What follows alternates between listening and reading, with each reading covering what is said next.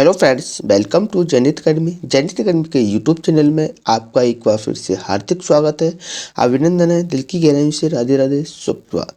आशा करता हूं कि आप अच्छे होंगे, तंदुरुस्त होंगे और अपना ख्याल भी से रख रहे होंगे। चलिए फ्रेंड्स, आज है 27 दिसंबर 2022। 27 दिसंबर 2022 से करंट अफेयर्स के जितने भी इम्पोर्टेंट क्वेश्चन हमसे बन सकते हैं, आइए इस वीडियो में डिस्कशन करेंगे। और हर क्वेश्चन से रिलेटेड फैक्ट भी मैं आप लोगों को बताऊंगा, तो आप मेरा पूरा वीडियो ध्यान से देखिए। और फ्रेंड्स, आपको हमारे वीडियो की पीडीएफ चाहिए तो हमारे टेलीग्राम चैनल को ज्वाइन कीजिए। टेलीग्राम चैनल की लिंक मैंने इस वीडियो के डिस्क्रिप्शन में दे दी है। चलिए इसी के साथ आज का पहला क्वेश्चन स्टार्ट करते हैं। क्वेश्चन नंबर 1 है, हाल ही में स्वामी नारायण गुरुकुल संस्थान के 75वें अमृत महोत्सव को किसके द्वारा संबोधित किया गया है? तो इसका राइट आंसर होगा 1 का ए, पीएम मोदी के द्वारा हाल ही में स्वामी नारायण गुरुकुल संस्थान के 75वें अमृत महोत्सव को प्रधानमंत्री नरेंद्र मोदी के द्वारा संबोधित किया गया है। तो इसका राइट आंसर होगा ए। प्रधानमंत्री नरेंद्र मोदी ने स्वामी नारायण गुरुकुल राजकोट संस्थान के 75वें अमृत महोत्सव को संबोधित किया। मुख्यमंत्री भूपेंद्र पटेल ने 22 दिसंबर को राजकोट में 5 दिवसीय अमृत महोत्सव समारोह का उद्घाटन किया। यह 1948 में श्री धर्मजीवन दास जी स्वामी द्वारा स्थापित किया गया था। आपको बता दूं कि श्री स्वामी नारायण गुरुकुल राजकोट संस्थान के पूरे विश्व में 40 से अधिक शाखाएं हैं। इसी के साथ अगले क्वेश्चन को बढ़ेंगे। क्वेश्चन नंबर है 2। हाल ही में पुष्प कमल प्रचंड किस देश के नए प्रधानमंत्री बने हैं? तो इसका राइट आंसर होगा 2 का बी, नेपाल के हाल ही में पुष्प कमल प्रचंड नेपाल के नए प्रधानमंत्री के रूप में बने हैं। तो इसका राइट आंसर होगा वी। नेपाल की राष्ट्रपति विद्यादेवी भंडारी ने 25 दिसंबर 2022 को पुष्प कमल दयाल प्रचंड को नेपाल का नया प्रधानमंत्री नियुक्त किया गया है। वे तीसरी बार प्रधानमंत्री बनेंगे। उन्होंने अन्य दलों के समर्थन से गठबंधन सरकार बनाई है। वह प्रधानमंत्री के रूप में नेपाली कांग्रेस पार्टी के शेर बहादुर देउवा की जगह लेंगे। नेपाल की संसद को संघीय संसद कहा जाता है। इसी के साथ अगले क्वेश्चन की ओर बढ़ेंगे। क्वेश्चन नंबर है 3। हाल ही में सुशासन दिवस कब मनाया गया? तो इसका राइट आंसर होगा 3 का सी। 25 दिसंबर को हाल ही में सुशासन दिवस के रूप में मनाया गया। तो इसका राइट आंसर होगा सी। 25 दिसंबर को भारत के 10वें प्रधानमंत्री अटल बिहारी वाजपेयी की जयंती के अवसर पर हर साल सुशासन दिवस मनाया जाता है। सुशासन के माध्यम से सरकारी कार्यक्रमों और सेवाओं तक जनता की पहुंच बढ़ाने के लिए इसे मनाया जाता है। इसे ई गवर्नेंस के माध्यम से सुशासन के नारे के साथ स्थापित किया गया और इसकी शुरुआत 2014 में प्रधानमंत्री नरेंद्र मोदी ने की थी। आपको मैं बता दूं कि 2015 में अटल बिहारी वाजपेयी को भारत रत्न से सम्मानित किया गया था। इसी के साथ अगले क्वेश्चन को बढ़ेंगे। Question number 4। हाल ही में नया प्रवर्ती पोर्टल ई हरम्स 2.0 किसके द्वारा लॉन्च किया गया? तो इसका राइट आंसर होगा 4 का बी, जितेंद्र सिंह के द्वारा हाल ही में नया प्रोबेटी पोर्टल ई हरम्स 2.0 शुरू किया गया या लॉन्च किया गया। तो इसका राइट आंसर होगा बी, यानी कि जितेंद्र सिंह के द्वारा। केंद्रीय विज्ञान और प्रौद्योगिकी राज्य मंत्री डॉक्टर जितेंद्र सिंह ने एक नया प्रोबेटी पोर्टल ई हरम्स 2.0 पोर्टल लॉन्च किया। उन्होंने कार्मिक लोक शिकायत एवं पेंशन मंत्रालय की प्रमुख पहले उपलब्धियों पर एक ई पुस्तक भी जारी की। 2017 में केंद्र सरकार के कर्मचारियों के लिए संशोधित प्रोबेटी पोर्टल लॉन्च किया गया था। इसने कर्मचारियों को सीमित मानव संसाधन संबंधी सेवाएं प्रदान की। इसी के साथ अगले क्वेश्चन की बढ़ेंगे। Question number 5। हाल ही में वीर बाल दिवस कब मनाया गया? तो इसका राइट आंसर होगा 5 का ए, 26 दिसंबर को हाल ही में वीर बाल दिवस के रूप में मनाया गया। तो इसका राइट आंसर होगा ए। प्रधानमंत्री नरेंद्र मोदी 26 दिसंबर 2022 को Major Dhyanchand National Stadium Delhi में पहले वीर बाल दिवस के रूप में अवसर पर आयोजित एक कार्यक्रम में भाग लिया। प्रकाश वर्ष 2022 पर प्रधानमंत्री नरेंद्र मोदी ने घोषणा की है कि 26 दिसंबर को श्री गुरु गोबिंद सिंह के पुत्रों यानी कि साहिबजादा बाबा और जोरावर सिंह और बाबा फतेह सिंह की शहादत को वीर बाल दिवस के रूप में मनाया जाता है। बताते हैं कि इनको जिंदा दीवार में चिनवा दिया गया था। इसी की याद में वीर बाल दिवस के रूप में मनाया जाता है। इसी के साथ अगले क्वेश्चन को बढ़ेंगे। क्वेश्चन नंबर 6, हाल ही में राइट टू रिपेयर नामक पोर्टल किसके द्वारा लॉन्च किया गया? तो इसका राइट आंसर होगा 6 का सी, पीयूष गोयल को। हाल ही में राइट टू रिपेयर नामक पोर्टल पीयूष गोयल के द्वारा लॉन्च किया गया। तो इसका राइट आंसर होगा सी। केंद्रीय मंत्री पीयूष गोयल ने नई दिल्ली में right to repair portal launch किया। पोर्टल पर निर्माता उत्पाद विवरण के मैनुअल की ग्राहकों के साथ साझा करेंगे ताकि वे या तो स्वयं या तीसरे पक्ष द्वारा मरम्मत किए सकें। जुलाई 2022 में उपभोक्ता मामलों के विभाग ने राइट टू रिपेयर पर एक व्यापक रूपरेखा विकसित करने के लिए निधि खरे की अध्यक्षता में एक समिति का गठन किया था। इसी के साथ अगले क्वेश्चन को बढ़ेंगे। क्वेश्चन नंबर 7, फोर्ब्स की सूची में शीर्ष 25 में सबसे अधिक कमाई वाली एकमात्र भारतीय महिला एथलीट कौन बनी है? तो इसका राइट आंसर होगा 7 का बी, पीवी सिंधु हाल ही में फोर्ब्स सूची में 25 में से सबसे अधिक कमाई करने वाली एकमात्र भारतीय महिला एथलीट बनी है। तो इसका राइट आंसर होगा बी।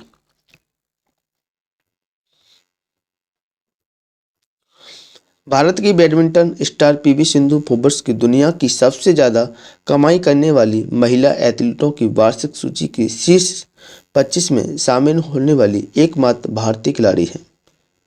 वह सूची में 12वें स्थान पर शामिल हैं।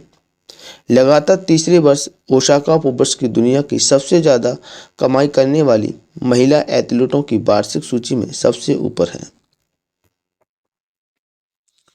उन्होंने 2022 में बर्मिंघम में राष्ट्रमंडल खेलों में एकल स्वर्ण पदक और युगल रजत पदक जीता। इसी के साथ अगले क्वेश्चन को बढ़ेंगे। क्वेश्चन नंबर 8, हाल ही में किफ़ायती ग्रीन हाउसिंग का समर्थन करने के लिए आईएफसी ने किस बैंक को $400 मिलियन की मंजूरी दी है? तो इसका राइट आंसर होगा 8 का ए, एचडीएफसी बैंक ने हाल ही में किफ़ायती ग्रीन हाउसिंग का समर्थन करने के लिए आईएफसी बैंक को $4,000 मिलियन को मंजूरी दी है। तो इसका राइट आंसर होगा ए। विश्व बैंक समूह के सदस्य अंतर्राष्ट्रीय वित्त निगम आईएफसी भारत में किफ़ायती ग्रीन हाउसिंग के लिए एचडीएफसी को $400 मिलियन का ऋण प्रदान करेगा। एचडीएफसी भारत के किफ़ायती ग्रीन हाउस क्षेत्र को ऋण प्रदान करने के लिए लगभग 75% ऋण राशि यानी कि $300 मिलियन का उपयोग करेगा। ग्रीन हाउस स्थायी पर्यावरण के अनुकूल ऊर्जा और पुनर्चक्रण योग्य संसाधनों के साथ बनाए जाते हैं। इसी के साथ अगले क्वेश्चन को बढ़ेंगे। क्वेश्चन नंबर 9, हाल ही में नॉर्थ ईस्ट फेस्टिवल का 10वां संस्करण का आयोजन कहाँ हुआ? तो इसका राइट आंसर होगा 9 का बी, नई दिल्ली में हाल ही में नॉर्थ ईस्ट फेस्टिवल का 10वां संस्करण आयोजित किया गया। तो इसका राइट आंसर होगा बी। नई दिल्ली के जवाहरलाल नेहरू स्टेडियम में नॉर्थ ईस्ट फेस्टिवल का 10वां संस्करण शुरू हुआ। इसका उद्देश्य उत्तर पूर्वी क्षेत्रों के विविध जीवन, सांस्कृतिक परंपराओं और पर्यटन को बढ़ावा देना है। एमएसएमई मंत्री नारायण राणे ने नॉर्थ ईस्ट फेस्टिवल में एमएसएमई प्रदर्शनी का उद्घाटन किया। केंद्रीय मंत्री सर्बानंद सोनोवाल द्वारा नो योर नॉर्थ ईस्ट नामक एक पुस्तिका का विमोचन किया गया। इसी के साथ अगले क्वेश्चन को बढ़ेंगे। क्वेश्चन नंबर 10, हाल ही में किस राज्य के गेटो सोरा ने जूनियर इंटरनेशनल बैडमिंटन चैंपियनशिप को जीता? तो इसका राइट आंसर होगा 10 का सी, अरुणाचल प्रदेश। यानी हाल ही में राज्य के गेटो सोरा ने जूनियर इंटरनेशनल बैडमिंटन चैंपियनशिप को अरुणाचल प्रदेश ने जीता है। तो इसका राइट आंसर होगा सी। अरुणाचल प्रदेश के 7 वर्षीय गेटो सोरा ने top arena junior international badminton championship का खिताब जीता। Top arena junior international badminton championship 19 से 23 दिसंबर 2022 तक कुआलालंपुर में आयोजित की गई थी।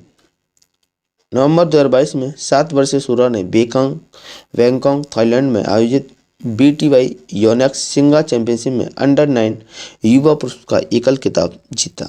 इसी के साथ अगले क्वेश्चन को बढ़ेंगे। Question number 11। हाल ही में किस देश के राष्ट्रपति ने रिचर्ड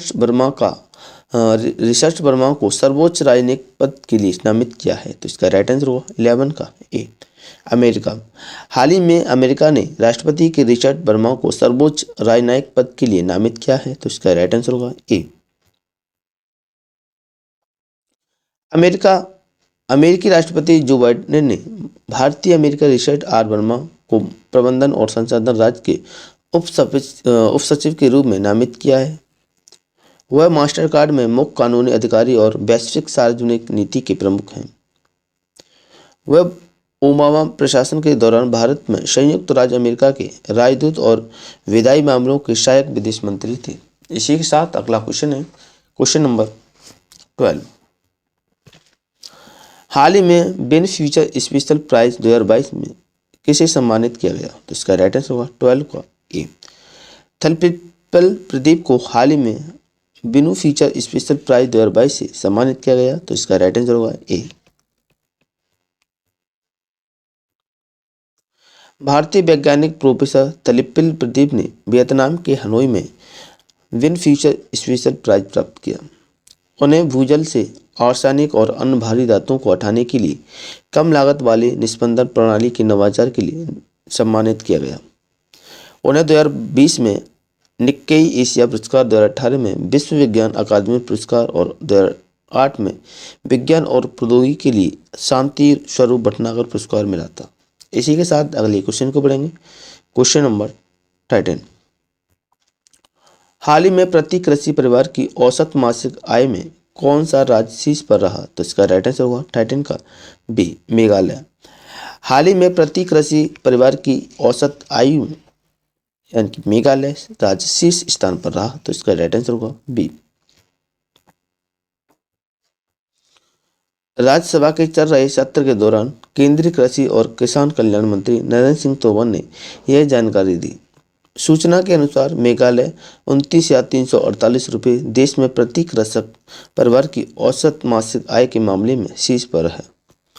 पंजाब 26,701 रुपये के साथ दूसरे स्थान पर है और इसके बाद हरियाणा 22,841 रुपये, अरुणाचल प्रदेश है। इसी के साथ अगले क्वेश्चन को पढ़ेंगे। Question number 14। हाल ही में किस राज्य के मुख्यमंत्री ने एक उन्नत inner line permit IPL system portal launch किया? तो इसका राइट आंसर होगा 14 का सी, मणिपुर। हाल ही में मणिपुर राज्य के मुख्यमंत्री ने एक उन्नत inner line permit IPL system portal को लॉन्च किया है। तो इसका राइट आंसर होगा सी।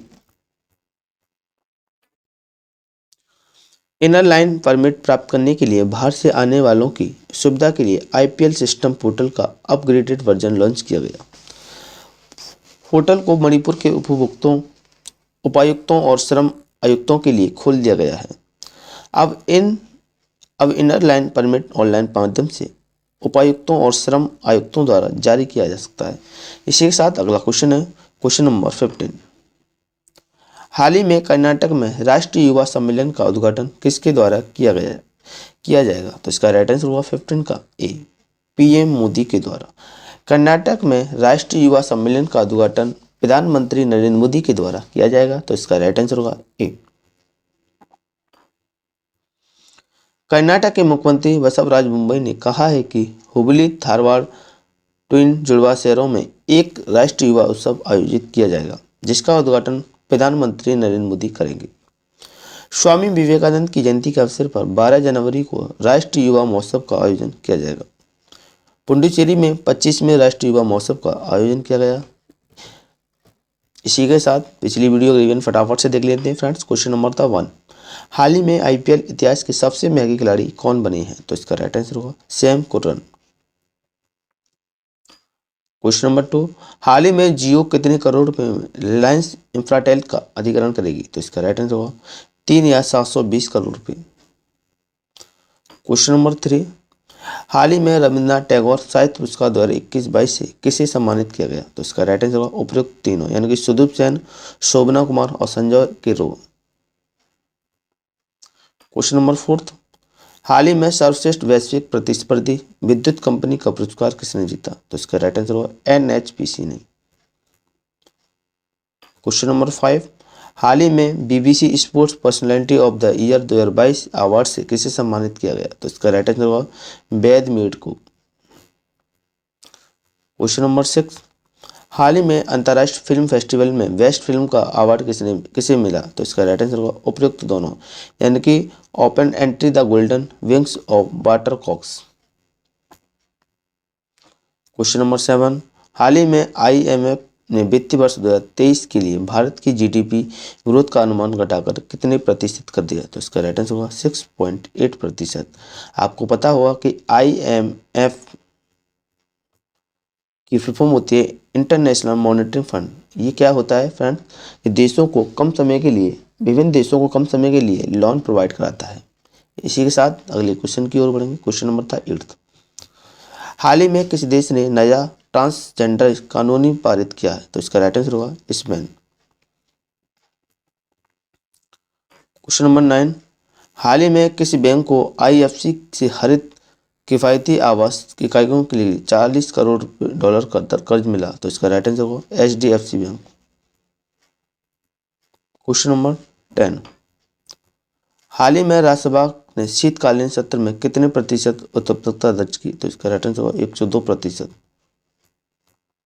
क्वेश्चन नंबर 11, हाल ही में किस राज्य के धेमाजी में 1220 करोड़ रुपए परियोजनाओं की नींव रखी गई? तो इसका राइट आंसर होगा असम। क्वेश्चन नंबर 12, हाल ही में कर्नाटक के उडुपी में कबड्डी चैंपियनशिप का किया गया उद्घाटन किसके द्वारा किया गया? तो इसका राइट आंसर होगा अनुराग ठाकुर के द्वारा। क्वेश्चन नंबर 13, हाल ही में सितवनी राबुका किस देश की नई प्रधानमंत्री बनी? तो इसका राइट आंसर होगा फिजी की। क्वेश्चन नंबर 14, हाल ही में एनएसई को सोशल स्टॉक एक्सचेंज स्थापित करने के लिए किसकी मंजूरी मिल गई है? तो इसका राइट आंसर होगा सेबी की। क्वेश्चन नंबर 15 है, वर्ष 2023 का पहला हवाई युद्ध अभ्यास वीर गार्जियन भारत और किस देश के बीच होगा? तो इसका राइट आंसर होगा जापान के साथ। अगर फ्रेंड्स आपको हमारी वीडियो पसंद आई है तो वीडियो को लाइक करें, शेयर करें और हमारे यूट्यूब चैनल जेनिथ अकेडमी को सब्सक्राइब कर दें और बेल आइकन को प्रेस कर दें। ऐसे ही करंट अफेयर्स की वीडियो आपको समय समय पर प्रोवाइड होती रहे। जय हिंद, जय भारत।